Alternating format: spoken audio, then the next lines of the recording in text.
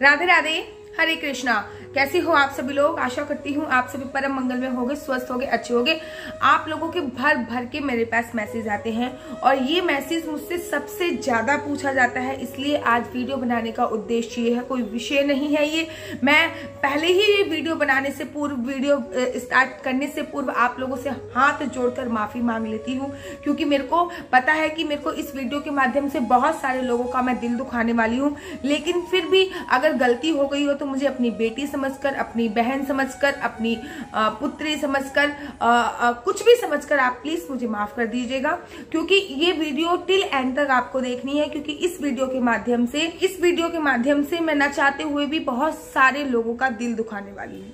ये क्वेश्चन जो बहुत ज्यादा आता है, यंग एज के लोग भी पूछते हैं और ओल्ड एज के लोग तो पूछते ही पूछते हैं, बूढ़े बुजुर्ग तो पूछते हैं, लेकिन यंग एज के लोग भी पूछते हैं, जो पढ़ाई की प्रिपरेशन कर रहे हैं या फिर ऑनलाइन जॉब करते हैं वो भी ये पूछते हैं, या फिर जो अपने घर से बहुत ज्यादा परेशान आ चुके हैं वो भी ये वाली बातें पूछते हैं कि दीदी श्रीधाम वृंदावन में जो आपका घर है, जो आपका आश्रम है, जिसको आप सेवार्थ भाव से देते हो, क्या हम उसमें आजीवन रह सकते हैं? ये क्वेश्चन बहुत ज्यादा पूछा जाता है। क्या हम उसमें पूरी जिंदगी अपनी काट सकते हैं? कुछ लोगों के क्वेश्चन ऐसे भी होते हैं कि मैं रिटायर हूँ, गवर्नमेंट जॉब से रिटायर हूँ, मैं आपके श्रीधाम वृंदावन वाले घर में रहना चाहता हूँ, मैं अपने खाने का खर्चा खुद उठा लूंगा, तो क्या मैं आपके श्रीधाम वृंदावन वाले घर में जितनी मेरी जिंदगी बची है उतनी जिंदगी काट सकता हूँ? कुछ लोगों के क्वेश्चन ऐसे आते हैं कि मैं अपने घर से बहुत ज्यादा परेशान हो गया हूँ या फिर बहुत ज्यादा परेशान हो गई हूँ, क्या मैं आपके श्रीधाम वृंदावन वाले घर में अपनी बची हुई जिंदगी व्यतीत कर सकती हूँ? कुछ लोगों के ऐसे मैसेज आते हैं कि मैं अपनी सास से या फिर सास अपनी बहुओं से, बेटों से बहुत ज्यादा परेशान है, क्या हम श्रीधाम वृंदावन वाले घर में, आपके श्रीधाम वृंदावन वाले घर में आजीवन बिता सकते हैं? कुछ लोगों के मैसेज ऐसे आते हैं कि मेरी सिस्टर इन लो को या फिर मेरी डॉटर इन लो को या फिर मेरी सास को किसी ने बोला है कि आपको इस टाइम पे इस घर में नहीं रहना चाहिए, ज्योतिष के अनुसार आपको ये घर सूट नहीं कर रहा है, आप कहीं तीर्थ स्थल पे जाकर निवास कीजिए कुछ महीनों के लिए। तो लोगों के मेरे पास मैसेज आते हैं क्या हम अपनी सास को या फिर अपनी बहू को वहां पे भेज सकते हैं? तो आज इन्हीं सवालों का मैं आपको जवाब देने वाली हूँ। नंबर 1, आज से 6 साल पहले मैंने श्रीधाम वृंदावन वाला वो अपना छोटा सा आशियाना बनाया था। केवल 50 गज की जगह है। अब स्क्वायर फीट तो मुझे पता नहीं है, मैं जगह बता रही हूँ, 50 गज की जगह है वो केवल।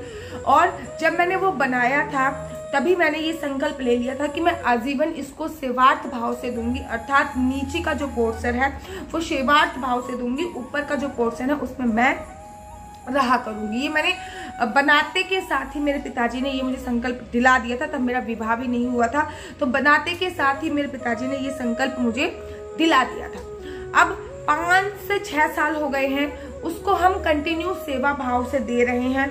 YouTube पे वीडियो वायरल हुई तब से तो वो मुझे एक आधे दिन के लिए खाली मिलता है, नहीं तो वो मुझे खाली भी नहीं मिलता।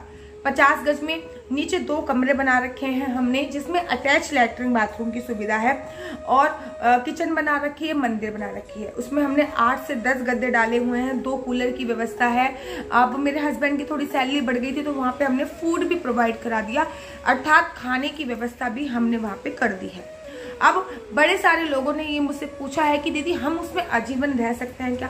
तो आप मुझे बताइए एक बात, छोटा सा घर, अगर मैं सबको ये बोल दूं कि हाँ आप आजीवन रह लो, तो ज्यादा से ज्यादा मैं 10 लोगों की हेल्प कर पाऊंगी, इससे ज्यादा नहीं। 5 एक कमरे में रह लें, 5 एक कमरे में रह लें, ज्यादा से ज्यादा 10 लोगों की हेल्प कर पाऊंगी, इससे ज्यादा लोगों की मैं मदद नहीं कर पाऊंगी।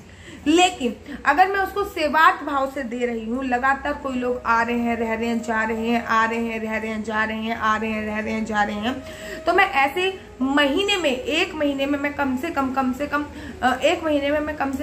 कम 20 से 25 लोगों की मदद कर देती हूँ, क्योंकि 2-3 लोगों का ग्रुप तो हमेशा ही आता है। तो इस बारे में मैं 20 से 25 दिन की मदद कर सकती हूँ।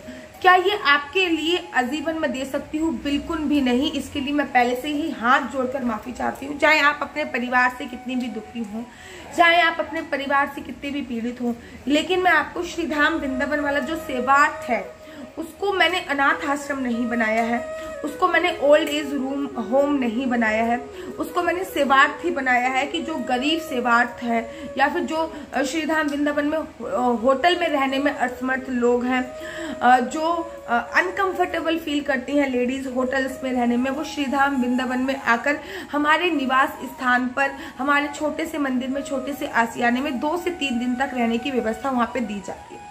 दो रातें और 3 दिन की व्यवस्था दी पाती है, जिसका कोई भी एक पैसा शुल्क नहीं लिया जाता। अब तो उसमें खाने की व्यवस्था भी दे दी गई है, 1 रुपया भी शुल्क मैं नहीं लेती हूँ। अब आप सोचिए कि अगर मैंने, जो आप लोग मुझे पास मैसेज करते हैं, अगर मैंने उनको आजीवन के लिए दे दिया, जिंदगी भर के लिए उनको मैंने दे दिया, तो आप मुझे ये बताइए कि मैं और लोगों की सेवा कैसे कर पाऊँ।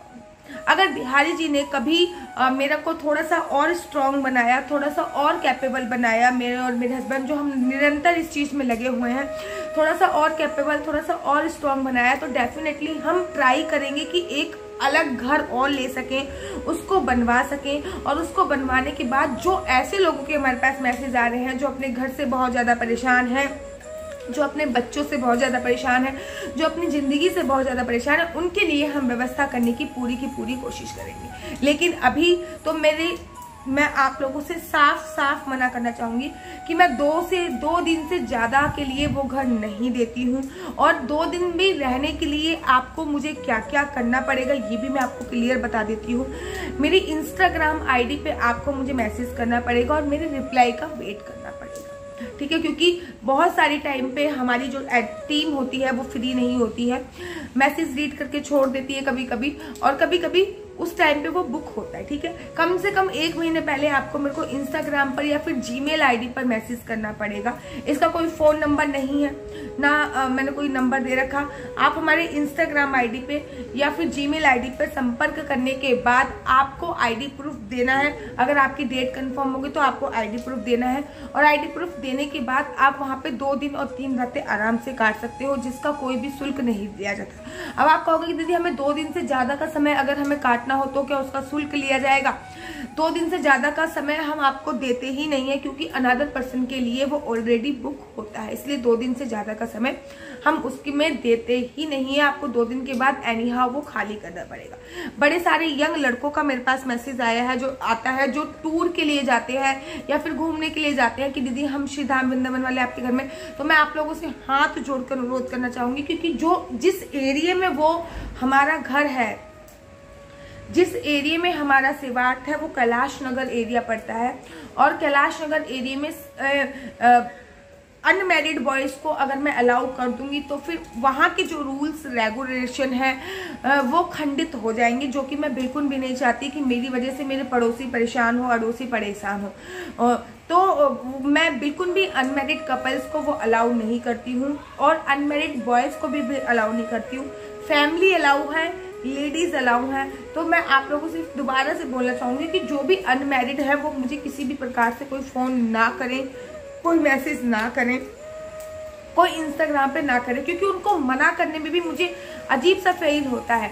और आप लोगों से दोबारा से बोलना चाहूंगी कि वीडियो के माध्यम से, क्योंकि मेरे को मतलब मैं बड़े हेजिटेशन फील कर पाती हूँ कि मैं उन लोगों की मदद नहीं कर पा रही हूँ, उन्होंने किस उम्मीद से मुझे मैसेज करा है, बट मैं उनको मैसेज करने में असमर्थ महसूस होती हूँ। मैं उनको मैसेज नहीं कर पा रही जिन्होंने बहुत उम्मीद से मुझे मैसेज किया होता है। तो समझने वाली बात यह है कि मैं आजीवन के लिए आप लोगों को वो नहीं दे सकती, चाहे आप अपने परिवार से कितने भी दुखी हों। बस मैं आपको 2 से 3 दिन के लिए हेल्प कर सकती हूँ, इससे ज़्यादा मैं आपकी कोई भी मदद नहीं कर सकती हूँ। इसके लिए मैं आपसे पहले भी हाथ जोड़कर माफ़ी मांग चुकी हूँ, अभी भी मैं आपसे हाथ जोड़कर माफ़ी मांगना चाहती हूँ। अगर बिहारी जी ने कभी हमें इस बारे में सक्षम बनाया तो हम डेफिनेटली ओल्ड एज होम या फिर अनाथ आश्रम भी खोलेंगे, जिसमें परिवार से दुखी लोग आकर रह सकते हैं या फिर सांसारिक लोगों से दुखी लोग आकर रह सकते हैं। ठीक है, तो आशा करती हूँ कि आप लोगों को मेरी वीडियो अच्छी लगती होगी। अगर आप लोगों को मेरी वीडियो अच्छी लगती है तो आप अपना यूट्यूब चैनल हरी बोल को लाइक शेयर सब्सक्राइब करना बिल्कुल भी मत भूलिए, और इसी तरीके से अपना प्यार इसमें बनाइए। अगर आपको ये वीडियो किसी भी प्रकार से क्षति पहुंची हो, दुख पहुंची हो, तो उसके लिए मैं क्षमा पाती हूँ। अपनी बेटी समझकर, अपनी बहन समझकर, अपनी दोस्त समझकर मुझे क्षमा कीजिएगा। राधे राधे, हरे कृष्णा, हरि बोल।